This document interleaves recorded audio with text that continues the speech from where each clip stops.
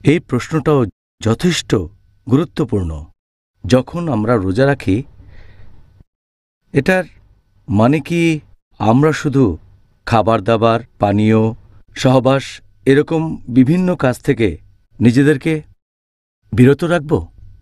একজন রোজদারের জন্য যে কাজগুলো করা ফরজ, এ ব্যাপারে আমি আগে বলেছি। এর একটা হচ্ছে সেসব কাজে বিরত থাকা যেগুলোতে রোজা ভেঙে যায়, যেমন খাবার, পানীয় আর সহবাস করা। তবে এগুলো ছাড়াও আরেকটা গুরুত্বপূর্ণ জিনিস হচ্ছে রোজার নিয়ত, রোজার উদ্দেশ্য। যে কোনো কাজ নিয়ত ছাড়া আখিরাতের জন্য সেটা মূল্যহীন। একটা নিয়ত থাকতেই হবে। সেজন্য নিয়ত, উদ্দেশ্য খুব গুরুত্বপূর্ণ। কারণ আমরা রোজা রাখছি আল্লাহ তাআলার সন্তুষ্টি লাভের জন্য। এটা এক ধরনের ইবাদত। যদি এই নিয়তটা না থাকে তাহলে সেটা হয়ে যাবে সাধারণ কাজ। যেমন ধরেন, কেউ হয়তো রাজনৈতিক কারণে রোজা রাখে, কেউ হয়তো রোজা রাখে প্রতিবাদ জানানোর জন্য। অনশন করেও রোজা রাখতে পারে, হাঙ্গার স্ট্রাইক, আমি খাবো না হাঙ্গার স্ট্রাইক।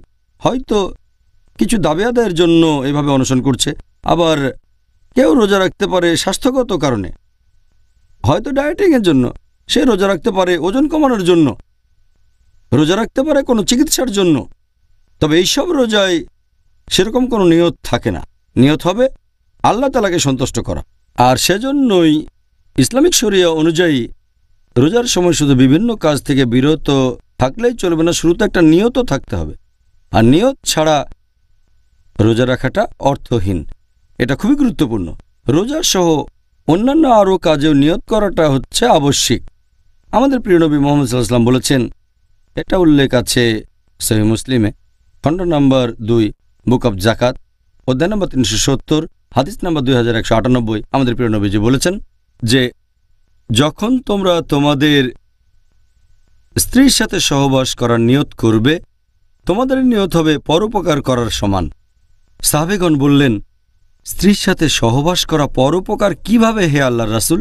নবী বললেন, তোমরা যদি এমন কারোর সাথে সহবাস করো যে তোমার স্ত্রী নয়, যে কাজটা করা বেআইনি, সেটা তো পাপ, তাই না? তারা বললেন, ইয়া রাসূলুল্লাহ, হ্যাঁ এটা পাপ। তাহলে তুমি তোমার স্ত্রীর সাথে সহবাস করলে তো গুনাহ হবে না, আর নিয়ত করবে, সেজন্যই এটা হবে একটা ভালো কাজ। তার মানে নিয়ত খুবই গুরুত্বপূর্ণ। যখনই নিয়ত করেছেন সেজন্য সব পাবেন।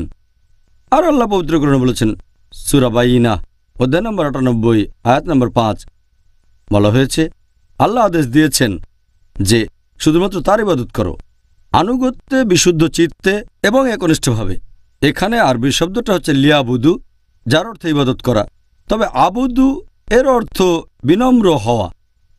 এই লিয়াবুদু সাধারণভাবে এটার অর্থ ইবাদত করা, আসলে এর অর্থ হবে বিনম্র হওয়া। এখানে আরেকটা আরবি শব্দ হচ্ছে মুখলিসুন, যার অর্থ বিশুদ্ধ চিত্তে একনিষ্ঠভাবে ইবাদত করা। আমরা শুধুমাত্র আল্লাহর ইবাদত করব তার উদ্দেশ্যে। এটাই হবে আমাদের নিয়ত, এটাই হবে আমাদের উদ্দেশ্য। আল্লাহ পবিত্র কোরআনে বলেছেন, সূরা বাকারা, অধ্যায় নম্বর 2, আয়াত নম্বর 29, যে তিনি পৃথিবীর সব কিছু তোমাদের জন্য সৃষ্টি করেছেন। আল্লাহ যখন সব কিছু আমাদের জন্য সৃষ্টি করেছেন, 10 ভাগের 1 ভাগ বা 4 ভাগের 1 ভাগ বা অর্ধেক না, সব কিছু সৃষ্টি করেছেন মানবজাতির জন্য এই পৃথিবীতে। আর সেজন্যই আমরা শুধু তার ইবাদত করব, অন্য কারো নয়। যদি আল্লাহর ইবাদতের পাশাপাশি অন্য কারো ইবাদত করি তাহলে সেটা মূল্যহীন। আমরা শুধুমাত্র আল্লাহর ইবাদত করব, অন্য কারো নয়। এটা বলা যাবে না যে 2 রাকাত নামাজ পড়ব আল্লাহর জন্য আর 2 রাকাত অন্য কারোর জন্য। বলতে পারবো না যে একটা ছাগল কোরবানি দিলাম আল্লাহর জন্য আর একটা অন্য রাজার জন্য। আমাদের সব ইবাদত হবে শুধুমাত্র আল্লাহ তাআলার উদ্দেশ্যে, অন্য কারো নয়। এখানে কয়েকটা হাদিসের কথা বলি। প্রথম হাদিসটা আছে সহিহ বুখারীতে, যে ওমর রাদিয়াল্লাহু আনহু তিনি বলেছেন যে আমাদের প্রিয় নবী মুহাম্মদ সাল্লাল্লাহু আলাইহি ওয়াসাল্লাম বলেছেন, ইন্নামাল আমালু বিন্নিয়াহ, তোমাদের কাজের ভিত্তি হচ্ছে নিয়ত, তোমাদের কাজের বিচার করা হবে নিয়ত দিয়ে। আর যদি কেউ আল্লাহ এবং তার রাসূলের উদ্দেশ্যে হিজরত করে, সে হিজরত করেছে আল্লাহ এবং তার রাসূলের জন্য। কিন্তু যদি কেউ হিজরত করে পৃথিবীর ধন সম্পদের উদ্দেশ্যে অথবা বিয়ের উদ্দেশ্যে, সে হিজরত করেছে সম্পদ আর বিয়ের জন্য। নিয়ত খুবই গুরুত্বপূর্ণ। যে কাজটা কেন করছেন, হিজরত কেন করছেন, জিহাদ কেন করছেন, তাহলে নিয়ত খুবই গুরুত্বপূর্ণ যে কোনো ধরনের ইবাদতেই। এর মধ্যে সাওমও আছে, মানে রোজা। জাজাকাল্লাহ খায়ের।